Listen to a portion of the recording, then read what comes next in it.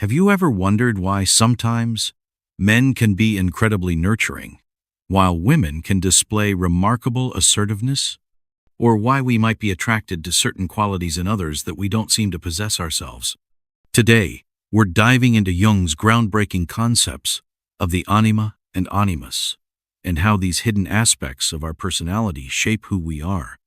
Let's start with a simple truth that Jung discovered through years of working with his patients. Every person carries within them both masculine and feminine qualities. This isn't about physical characteristics or gender roles. It's about the psychological patterns that make us whole human beings. Jung called the feminine aspect in men the anima, and the masculine aspect in women the animus. Think of it this way. Imagine you have a conscious personality that you show to the world, but deep within your unconscious mind, there's another side of you that balances things out. For men, this hidden feminine side, the anima, holds qualities like emotional sensitivity, creativity, and intuition.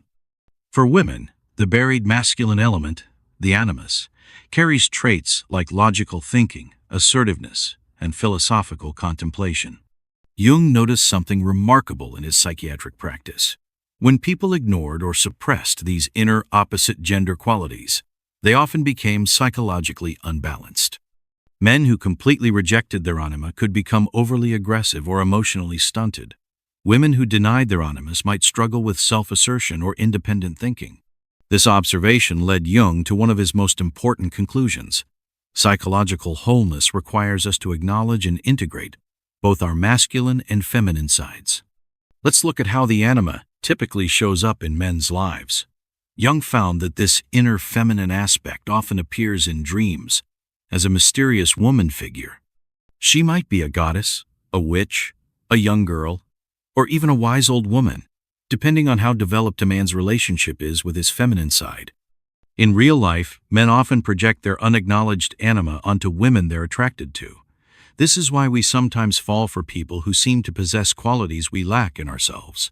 The anima isn't just about attraction, though. Jung observed that when men begin to integrate their anima, they often develop greater emotional intelligence, become more creative, and form deeper connections with others.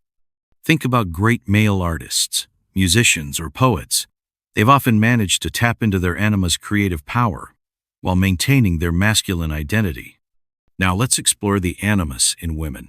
Jung discovered that this inner masculine energy often appears in women's dreams as multiple men rather than a single figure. These might be groups of famous men, authority figures, or even spiritual leaders. The animus represents qualities like rationality, initiative, and the capacity for objective judgment. When women integrate their animus successfully, they often become more confident in expressing their ideas and taking action in the world. Here's something fascinating Jung noticed.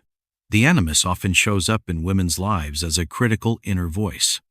It might sound like a judgmental father figure, telling them they're not good enough or smart enough.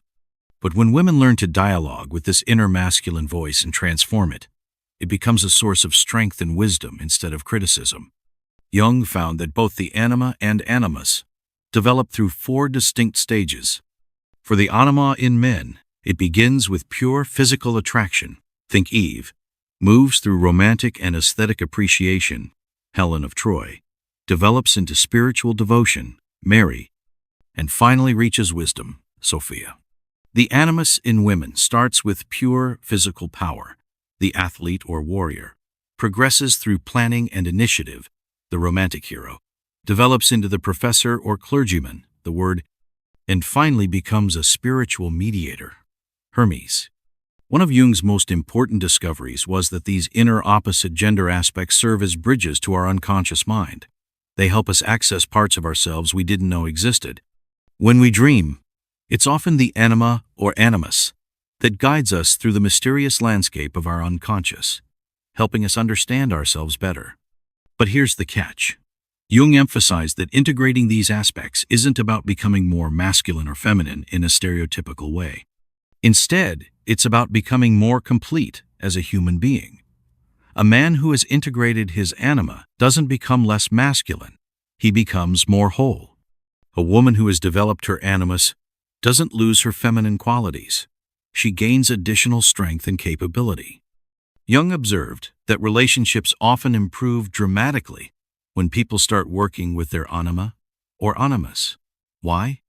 Because they stop projecting their inner masculine or feminine qualities onto their partners and begin to own these aspects themselves. This leads to more authentic connections and less dependency. Let's talk about how this shows up in everyday life. Have you ever noticed how some men seem naturally gifted at nurturing children or creating beautiful art? Or how some women excel at leadership and strategic thinking? Jung would say these people have likely developed a healthy relationship with their anima or animus. They've managed to access these inner resources without feeling threatened by them. Jung's research showed that middle age is often when people naturally begin to explore these opposite gender qualities. Men might become more interested in relationships and emotional connection, while women might focus more on achievement and self-expression. This isn't a crisis. It's a natural part of psychological development that Jung called individuation. Here's a practical insight from Jung's work. When we feel strongly triggered by someone of the opposite gender, it's often our anima or animus at work. Instead of just reacting, we can ask ourselves what this person might be reflecting back to us about our own unexplored potential. Remember, Jung wasn't suggesting we should all become androgynous. He was pointing out that psychological wholeness comes from acknowledging and integrating all aspects of our personality, including those that might seem to belong to the opposite gender. This integration makes us more complete, more capable, and ultimately more ourselves. In our modern world, Jung's insights about the anima and animus are more relevant than ever.